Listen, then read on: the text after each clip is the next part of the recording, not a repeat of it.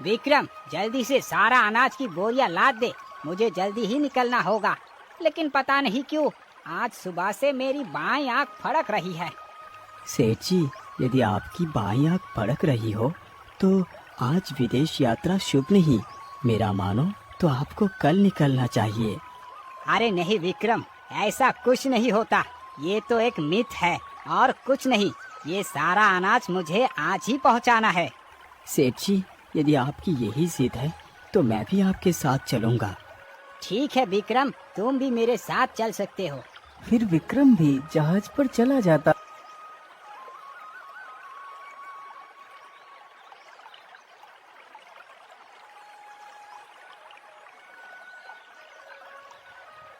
जहाज चलते चलते समुद्र की गहराइयों में पहुंच जाता है।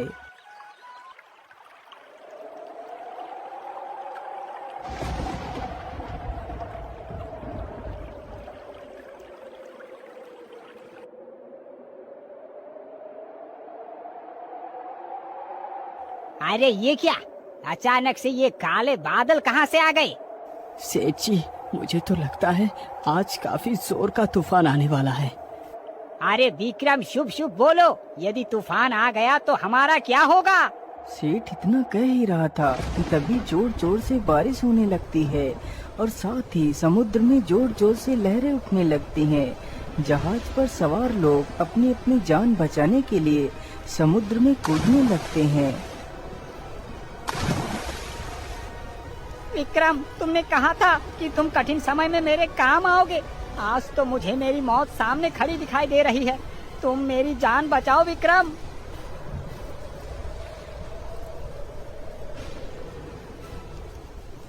सेठ जी, आप चिंता न करिए। आप इस लकड़ी के एक सिरे को पकड़ लीजिए। अब यहाँ से बचने का सिर्फ यही एक उपाय है। सेठ तुरंत ही उस लकड़ी के दूसरे सिरे को पकड़कर समुद्र में कूद जाता है।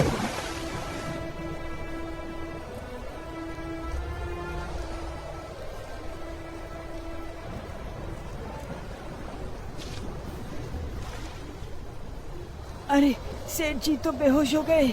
राजा तथा वह सेठ दोनों बहते बहते समुद्र के किनारे पहुंच जाते हैं। हे भगवान, मैं तो कितना थक गया हूँ। इतना कहकर राजा अपनी आंखें बंद कर लेता है। तभी एक मगरमच्छ आता है और सेठ की टांग पकड़कर समुद्र में खींच ले जाता है। कुछ देर बाद ही जब विक्रम की आंखें खुलती हैं तो देखता है कि सेठ वहाँ पर नहीं है। अरे, सेठ जी कहाँ चले गए? अभी तो यहाँ पर थे। इतनी जल्दी आखिर कहाँ जा सकते हैं? तभी राजा की नजर जमीन पर पड़ती है जहाँ पर वह मगरमच्छ सेठ को खींचकर ले गया था। अरे, ये पैरों के निशान तो एक मगरमच्छ के हैं। तो इसका मतलब सेठ जी को एक मगरमच्छ खींच कर ले गया है। हे प्रभु, मैंने सेठ जी की जान अपने प्रयास से तो बचा ली, लेकिन सेठ जी के भाग्य में जीवन ही नहीं था, इसीलिए उनकी मृत्यु हो गई। लेकिन ये तो कितना बुरा हुआ, मैं सेठ जी की रक्षा नहीं कर पाया। राजा इस बात को सोच सोच कर काफी ज्यादा शोक प्रकट करता है। यहाँ तो दूर दूर तक कोई परिंदा भी नजर नहीं आ रहा। चलो सीधे ही चलता हूँ, हो सकता है कोई नगर ही मिल जाए। इतना सोचकर राजा वहाँ से निकल पड़ता है।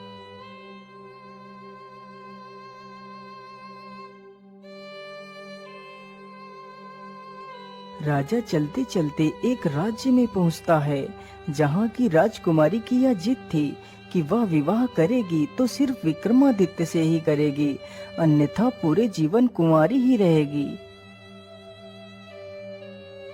अरे भाई, ये राज्य कौन सा है? भैया, यह मंगोलिया राज्य है। लेकिन आप कौन हो भाई? अरे भाई, मैं धारा नगरी का राजा विक्रमादित्य हूँ। तुम विक्रमादित्य हो? ये कैसा मजाक है? मैंने भी विक्रमादित्य के साहस और पराक्रम के बहुत से किस्से सुने हैं। तुम तो विक्रमादित्य नहीं हो सकते। उस व्यक्ति की यह बात सुनकर विक्रम अपनी कहानी उस व्यक्ति को बताता है। कहानी सुनकर व्यक्ति हैरान ही रह जाता है। महाराज, हमारे राज्य की राजकुमारी ने यह प्रण लिया है कि वह अपना विवाह सिर्फ आपके साथ ही करेंगी, अन्यथा पूरे जीवन कुंवारी ही रहेंगी। चलिए महाराज, हमारे साथ राजमहल को चलिए। ठीक है भाई, मुझे अपनी राजकुमारी के महल में ले चलो। वह युवक जल्दी ही राजा विक्रमादित्य को अपने राजा के पास ले जाता है। महाराज, हम तो आपकी प्रतीक्षा में ही बैठे हैं। मेरी बेटी ने आपसे विवाह करने का प्रण लिया है, लेकिन शर्म के मारे मैं आपसे कभी मिलने नहीं आ सका, क्योंकि आपकी और मेरी बराबरी कहाँ हो सकती है महाराज। नहीं महाराज, इस प्रकार की बात बोलकर आप मुझे शर्मिंदा ना करें। महाराज, यदि राजकुमारी का प्रण मुझसे विवाह करना है तो मैं राजकुमारी के साथ विवाह अवश्य करूंगा। फिर राजा विक्रमादित्य का विवाह उस राजकुमारी के साथ ही हो जाता है।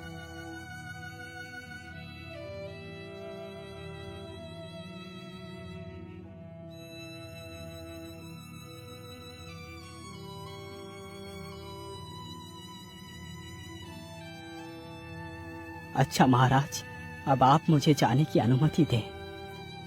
फिर वह दोनों पति पत्नी पैदल ही अपने राज्य के लिए निकल पड़ते हैं। दोनों चलते चलते एक जंगल से होकर गुजरते हैं।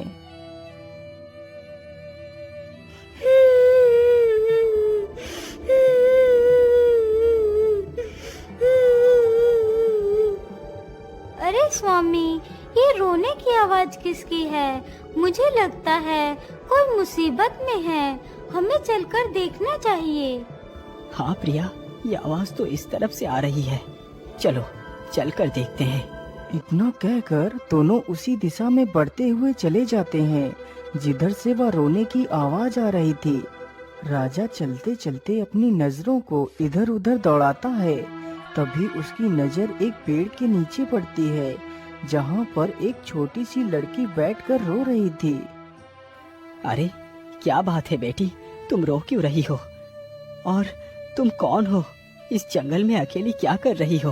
मेरा नाम गुड़िया है, मैं यही पास के गांव के बाहर एक झोपड़ी में रहती हूँ।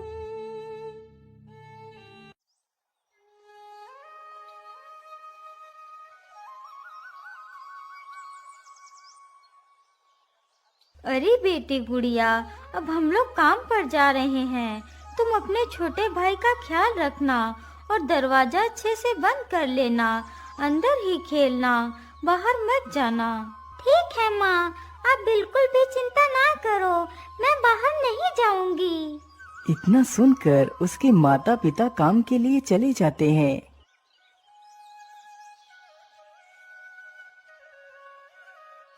अरे वाह, बाहर तो कितना सुंदर दृश्य है। जरा देखो तो उन प्यारी तितलियों को, कितनी आकर्षक लग रही हैं। मैं ऐसा करती हूँ, थोड़ी देर बाहर चलकर खेल लेती हूँ, फिर अंदर आ जाऊंगी। इतना सोचकर गुड़िया अपने छोटे भाई को लेकर बाहर आती है और उसे वहीं घास पर लिटा देती है और खुद तितलियों के साथ खेलने लगती है। अरे वाह, ये तितली तो कितनी प्यारी है। वह इतना कह ही रही होती है कि तभी एक गिद्धनी उसके भाई को अपने पंजे में दबाकर उड़ जाती है। अरे दोस्त, तू मेरे भाई को कहाँ ले जा रहा है? छोड़ दे मेरे भाई को। बेचारी गुड़िया उस गिद्धनी का पीछा करते करते काफी दूर तक चली जाती है, लेकिन उसे पकड़ नहीं पाती।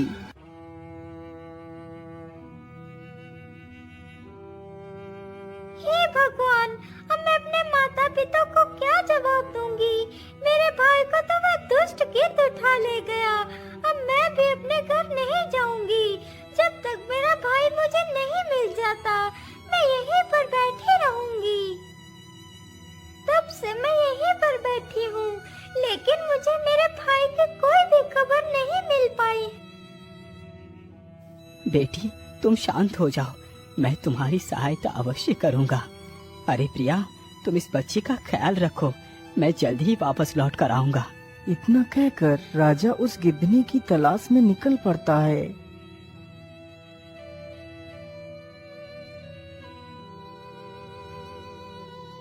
राजा चलते चलते काफी दूर निकल जाता है।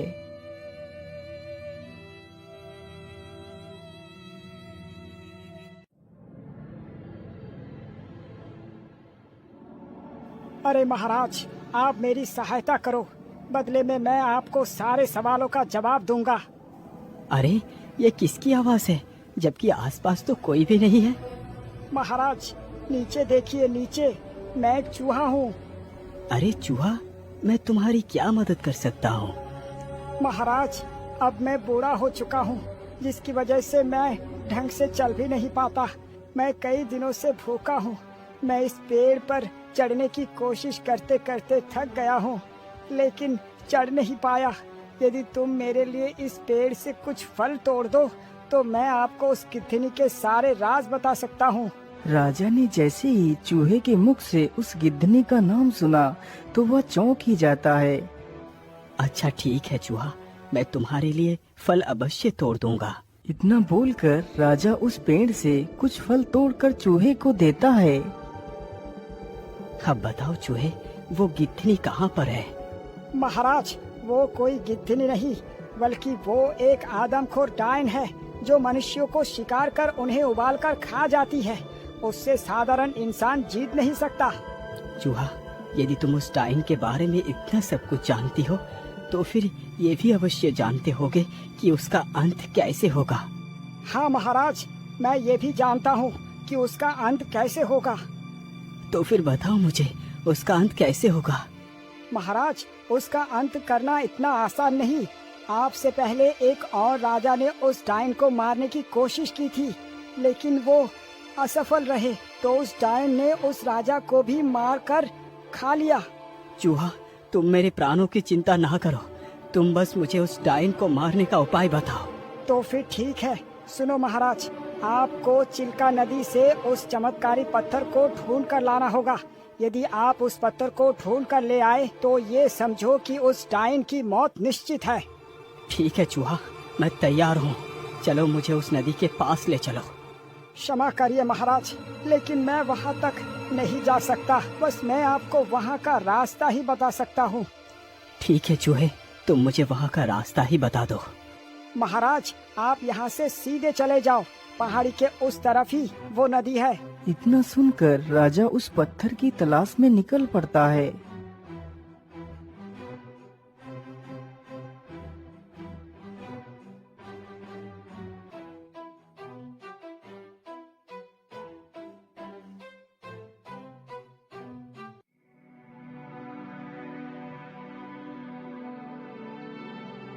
मुझे लगता है यही वो चिल्का नदी है।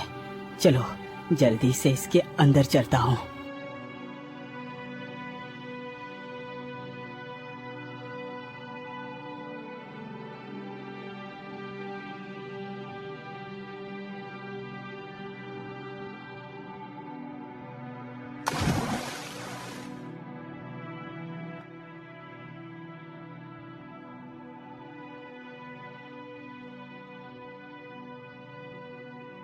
राजा पानी में काफी देर तक इधर उधर घूमता है। आखिर कहाँ हो सकता है वो चमत्कारी पत्थर?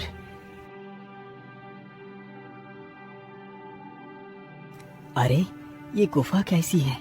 कहीं वो चमत्कारी पत्थर इसी गुफा में तो नहीं है? इतना बोलकर राजा उस गुफा के भीतर घुस जाता है। राजा गुफा के भीतर अपने सेठ को देखता है जो कि जीवित अवस्था में है और एक पिंजरे में कैद है। अरे मगरमच्छ, मुझे छोड़ दो, तुम्हें मुझे मारकर क्या मिल जाएगा? यदि तुम मुझे छोड़ दोगे तो तुम्हारे लिए रोज रोज एक नया शिकार लेकर आऊंगा, मेरा विश्वास करो। अरे सेठ, तुझे क्या लगता है मैं इतना बड़ा बेवकूफ हूँ जो तुझे जाने दूंगा? तेरी हड्डियाँ तो मैं चबा चबा कर खाऊंगा। बस 2 दिनों की बात है, जब हमारी महारानी आ जाएगी तब मैं तुम्हारी हड्डियों को खूब चबाऊंगा। तब तक के लिए चुपचाप पिंजरे के अंदर बंद रहो। अरे ये तो हमारे सेठ हैं, लेकिन ये यहाँ पर कैसे आए? राजा चुपचाप उस मगरमच्छ की बातों को सुन रहा था। तभी उसकी नजर पास में रखी एक चमकदार वस्तु पर पड़ती है। अरे ये क्या? कहीं ये वही चमत्कारी पत्थर तो नहीं है? हाँ, जरूर यही वो चमत्कारी पत्थर है। सावधान दुष्ट मगरमच्छ, मेरे रहते हुए तू सेठ का बाल भी बांका नहीं कर सकता। अरे तू कौन है जो सेठ को बचाने के लिए आ गया? मैं राजा विक्रमादित्य हूँ। ये आदमी तो कुछ जाना पहचाना सा लगता है, जैसे मैंने इसे पहले कभी देखा है। अच्छा, तो फिर और भी अच्छी बात है, एक शिकार और सही। इतना कहकर मगरमच्छ राजा की तरफ हमले के लिए बढ़ता है। तभी राजा अपनी तलवार से मगरमच्छ को मौत की नींद सुला देता है। सेठ जी, ये कैसा पिंजरा है? इसका तो कोई भी दरवाजा नहीं है। महाराज, ये जादुई पिंजरा है। इसकी चाबी वो चमत्कारी पत्थर है। यदि तुम उस पत्थर को उठाकर इस पिंजरे से स्पर्श कर दोगे तो ये पिंजरा गायब हो जाएगा और मैं आजाद हो जाऊंगा। इतना सुनते ही राजा उस पत्थर को उठाकर पिंजरे से स्पर्श कराता है। पत्थर के स्पर्श होते ही वह पिंजरा गायब हो जाता है। चलो सेठ जी, जल्दी से इस नदी के बाहर चलो। फिर वह दोनों जल्दी ही उस नदी से बाहर निकल आते हैं। महाराज, मेरी जान बचाने के लिए आपका बहुत बहुत धन्यवाद। सेठ जी, ये तो मेरा कर्तव्य था। वैसे महाराज, मेरा हृदय ऐसा क्यों कहता है कि मैं पहले भी आपसे मिल चुका हूँ, जबकि सत्य तो ये है कि मैं पहली बार आपसे मिल रहा हूँ। सेठ जी, मैं विक्रमादित्य हूँ, जिसने आपके घर में नौकरी की थी। फिर राजा अपनी सारी कहानी सेठ को सुनाता है। महाराज, मेरे धन्यवाद जो आप जैसे महान राजा के साथ समय बिताने का अवसर मिला। अच्छा सेठ जी, अब मैं चलता हूँ। अभी मुझे और भी जिम्मेदारियों को पूरा करना है। इतना कहकर राजा वापस उस चूहे से मिलने के लिए चल पड़ता है और सेठ वहाँ से अपने राज्य की ओर चला जाता है। शायद सेठ का जीवन अभी बाकी था, इसीलिए वो मौत के मुंह से भी बचकर बाहर आ गए, क्योंकि उनके भाग्य में अभी मौत नहीं लिखी थी। और यदि मैं कर्म करके यहाँ तक नहीं आता तो शायद सेठ को बचाना संभव नहीं होता। चूहा, मैं उस चमत्कारी पत्थर को ले आया हूँ। बताओ मुझे, अब इस पत्थर का क्या करना है? महाराज, आप इस पत्थर को अपनी तलवार में समाहित कर इसे अपनी ताकत बना लो, जिससे एक ही बार में वो दुष्ट डायन परलोक को चली जाए। इतना सुनते ही राजा उस पत्थर को अपनी तलवार से स्पर्श कराता है तो वह चमकीला पत्थर उसी तलवार के अंदर समा जाता है। चूहे, अब तुम मुझे उस डायन तक पहुँचने का रास्ता बताओ। महाराज, आप यहाँ से सीधे दक्षिण दिशा की ओर चले जाइए। जंगल के बीच में एक झोपड़ी बनी है, उसी झोपड़ी में वो डायन रहती है। इतना सुनकर राजा वहाँ से निकल पड़ता।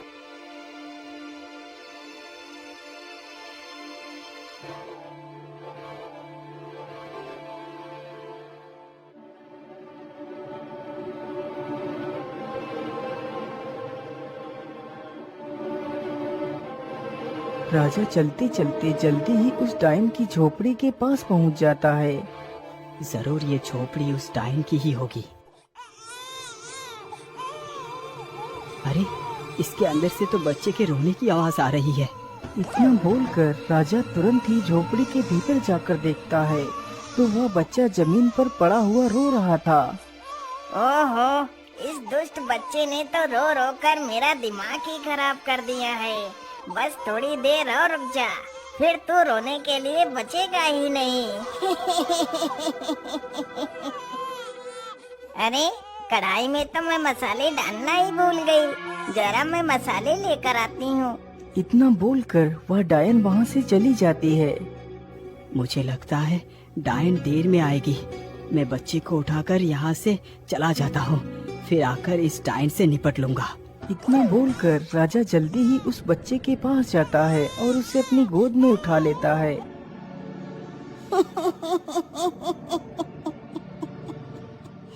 अरे दुष्ट राजा, तुझे क्या लगा तू मेरे न रहने पर मेरे शिकार को चुरा कर ले जा सकता है?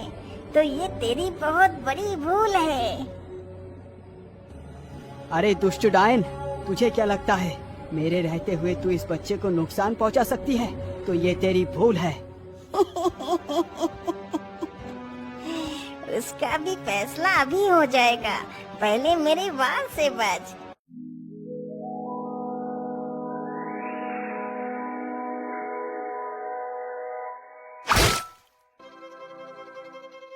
अरे ये कैसे किया तूने? तू मेरे वार से बच कैसे गया?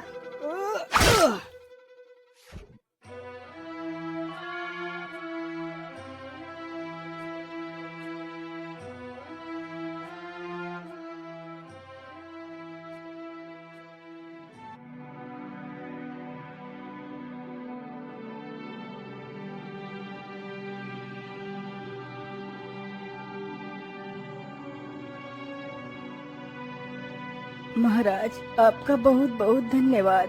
यदि आप मेरे बेटे को नहीं बचाते तो शायद आज मेरा बेटा मेरे पास नहीं होता। मैं आपका ये एहसान कभी नहीं चुका पाऊंगा महाराज।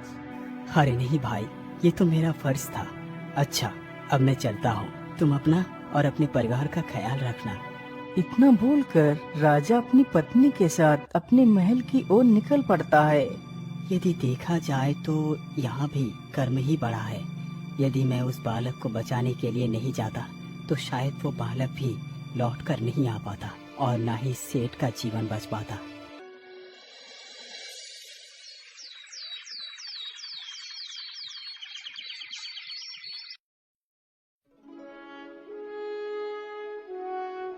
महाराज, आज 1 महीना पूरा हो चुका है। क्या आपको हमारे सवाल का जवाब मिला? हाँ युवक, मुझे तुम दोनों का प्रश्न का उत्तर मिल गया है। तो फिर बताइए ना महाराज, कर्म ही बड़ा है ना? नहीं घनश्याम, कर्म बड़ा नहीं है। तो फिर महाराज भाग्य ही बड़ा होगा।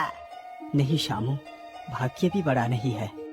ये निर्णय करना कठिन है कि कर्म और भाग्य में से कौन बड़ा है। अभी तो ये कहा जा सकता है कि कर्म और भाग्य एक दूसरे के साथ जुड़े हैं और सदा साथ साथ ही चलते हैं। यदि मनुष्य कर्म ना करे तो फल नहीं मिलता और कर्म करे तो उसे सफलता अवश्य प्राप्त होती है। इसलिए कर्म के बिना भाग्य कुछ भी नहीं। आज हमें जो भी सौभाग्य प्राप्त हुआ है वो हमारे कर्मों का ही फल है। ऐसा कह सकते हैं कि भाग्य और कर्म दोनों एक दूसरे के ही पूरक हैं, लेकिन कर्म सबसे ज्यादा महत्वपूर्ण है।